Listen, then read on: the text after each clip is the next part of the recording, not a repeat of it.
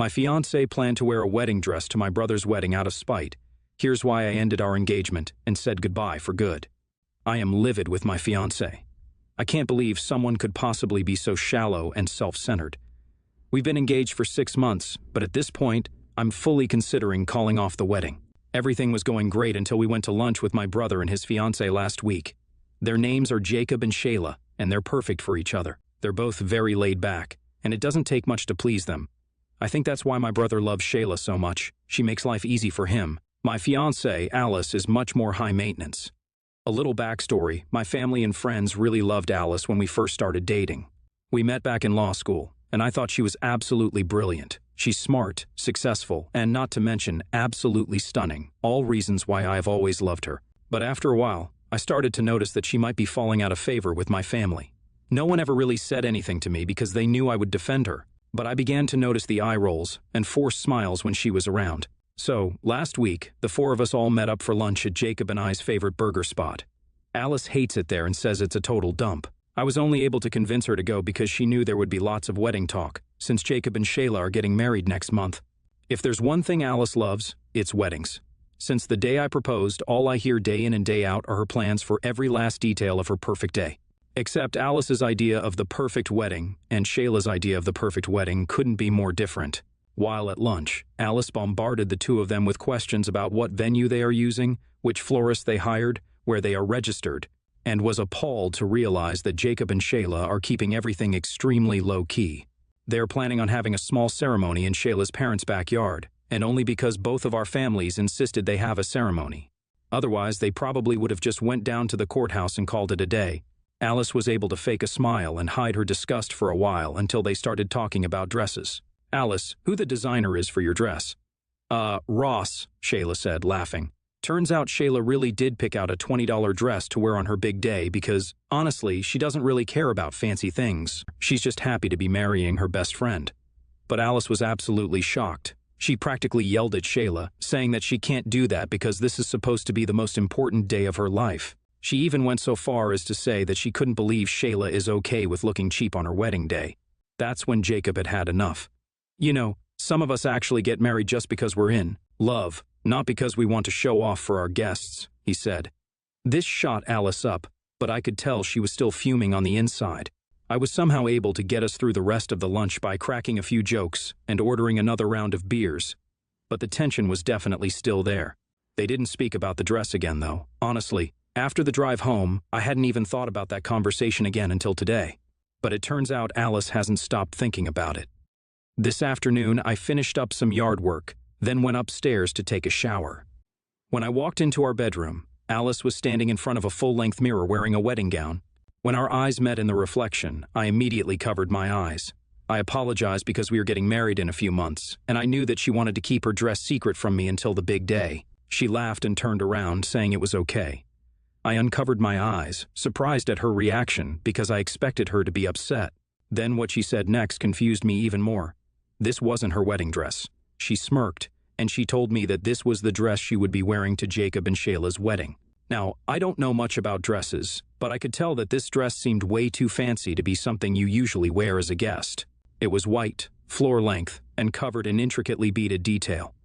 She isn't even one of Shayla's bridesmaids. Looking pleased with herself, she told me that she had seen this dress when she was shopping for her own wedding dress a few weeks ago. She had thought it was pretty, but had passed it up because it was on the clearance rack. Then she said, "Can you imagine Shayla getting shown up on her own wedding day by a guest wearing a dress that was on sale?" That's when it clicked for me. I swear to God, you can't make this stuff up. Alice is planning on wearing a wedding dress to teach Shayla a lesson, or maybe teach Jacob a lesson. I've tried and tried to make it make sense, but I just can't. But from what I've gathered, Alice was deeply offended when Jacob stood up to her last week. In her mind, she thinks that wearing a fancy designer gown will put all of the attention on Alice instead of on Shayla. Then she will realize she should have bought a nicer dress, and Jacob will regret calling Alice shallow. I know, WTF. I absolutely lost it. I told her she was out of her goddamn mind, and that if she really planned on wearing that to their wedding, then it would be the last time she wore a wedding dress. I was upset and don't know if I really meant that, but I honestly couldn't stay in the room with her for another minute. I was so pissed that I went straight to my truck and just started driving. And now here I am, sitting in a random parking lot, mad as hell and confused about what to do. Who even does that? Not only am I mad that she would even think to do something like this, but honestly, I'm rethinking our entire relationship. I've always known that Alice was pretty bougie, but I was always able to see past that. I just thought she was someone who valued high-quality things and took good care of herself, which I admired. But now I think she really might just be so vain that she would do something as crazy as this. If she's pulling something like this over a small criticism, what else might she be capable of when she gets upset during our marriage? I know I have to go back and confront her, but I'm not looking forward to it. At this point, I don't know if I could ever look past this whole ordeal and trust her to, not do something insane like this in the future. The way I see it, the only two options I have are to try and convince her not to wear the dress, and then we can hopefully move past this, or I go back and tell her that I'm done. No more engagement, no more wedding, nothing. Am I overreacting for feeling like I need to call off our engagement over something like this? Well, it's been 3 days since I walked in on Alice wearing the wedding dress. I sat in my truck for about 2 hours trying to figure out what to do. Honestly, when I started to head back, I still didn't know what my decision would be, but I figured we would talk and figure it out together when I got home. When I walked in the house, she was sitting at the kitchen table eating a takeout salad from her favorite vegan restaurant. She was on the phone with one of her friends, talking away about the most recent episode of The Bachelorette. I noticed she hadn't ordered enough food for me, and I also noticed that she didn't look upset at all.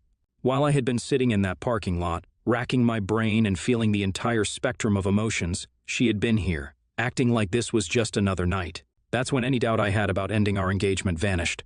"I don't want to marry you anymore," I said. I didn't say it angrily, but just as a matter of fact. It was finally clear to me that she genuinely isn't the girl for me. Of course, it hurts to admit that, but honestly, I'm glad I realized it now and not after we tie the knot. Honestly, she didn't take it well. She hung up on her friend and slammed her fists on the table, threw her salad all over the room, and screamed at me that I was overreacting and making the biggest mistake of my life. She said that I would never find a girl like her again. I quickly realized that she wasn't upset by the fact that she was losing me, but simply angry at the fact that I didn't want her anymore. It was like watching a toddler throw a tantrum, and I knew without a doubt that I had made the right decision by leaving her. I packed the majority of my stuff that night and left. I've been crashing on the couch over at Jacob and Shayla's apartment since then. Of course, they asked what happened between Alice and I, and we had a good long laugh after I told them the whole story. I knew they never liked her anyway, so maybe this whole fiasco was just a wake-up call I needed to get away from Alice. It kills me to think about how much time I wasted in a relationship with her. I'm sad to be single again, but overall, I feel like I definitely dodged a bullet. I know I'll probably lose a lot of money on deposits from everything we'll have to cancel for the wedding, but it's worth it. All I can say is, I hope Alice learned a lesson from this, and that her stupid clearance dress is non-refundable. I'd say she deserves that bad karma.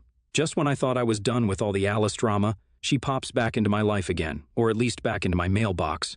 It's been a month since I packed my things and left her, and it's also Jacob and Shayla's wedding day. I'm still staying at their place for the time being. Shayla stayed the night at her parents' house and will be heading over there this afternoon for the ceremony. But when Jacob went out to check the mail this morning, he came back in and dropped a letter addressed to me on the counter.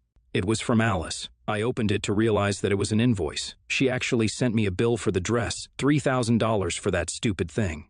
Didn't she say it had been on clearance? Who actually spends that much on a stupid dress? I stared at it in disbelief for a solid 5 minutes. She can't be serious, right? But then I remembered who I'm dealing with and realized that she's dead serious. Luckily, we're both lawyers, and I know that she had absolutely no legal standing here. She just had to get one last jab in at me and let me know that she blames me for everything. I laughed, crumpled up the letter and tossed it in the trash. Just one more piece of proof that I absolutely dodged a bullet. NTA. You absolutely dodged a bullet here. She definitely showed her true colors. I'm sorry you went through this, but you're definitely better off. NTA, man, she must be really pretty, otherwise I don't know how you've put up with her until now. Listen, man, consider yourself lucky that you finally realized you had to get away from that crazy chick, and don't let yourself fall for someone like that again in the future. I, 26 female, have been friends with 27 female, who are called Bree, for 13 years. Bree and I were never close, but we ran in the same group. One thing about her is that she's competitive, and not in a fun way. One time, she accidentally dropped my entire block of Clue sheets from Clue into the toilet after she lost. So now let's go to last weekend. At a Halloween party, my turnout was about 34 people. We had 3 events planned, and each event came with a prize, a costume contest, bobbing for apples, and trivia. I saw her Google answers. I had asked more than once for everyone to put phones away because it ruins all the fun. I called her out directly, and she put the phone away. She complained the rest of the night that the party guest who won must have been given the answers. For apples, she had her husband do it because she didn't want to ruin her makeup, but got mad she couldn't help by using her hands on the sidelines, even though she wouldn't let anyone else do that. For the costume, the way we did it was, we put our sheets of paper at a table, and when people had time, put sheets in a box with the costume they liked the most. Bree talked about how cute it would be if her kid won the costume contest most of the night, but she didn't bring the kid. She just showed pictures of her child dressed in costume. I laid out about 40 pieces of paper before the party next to the box.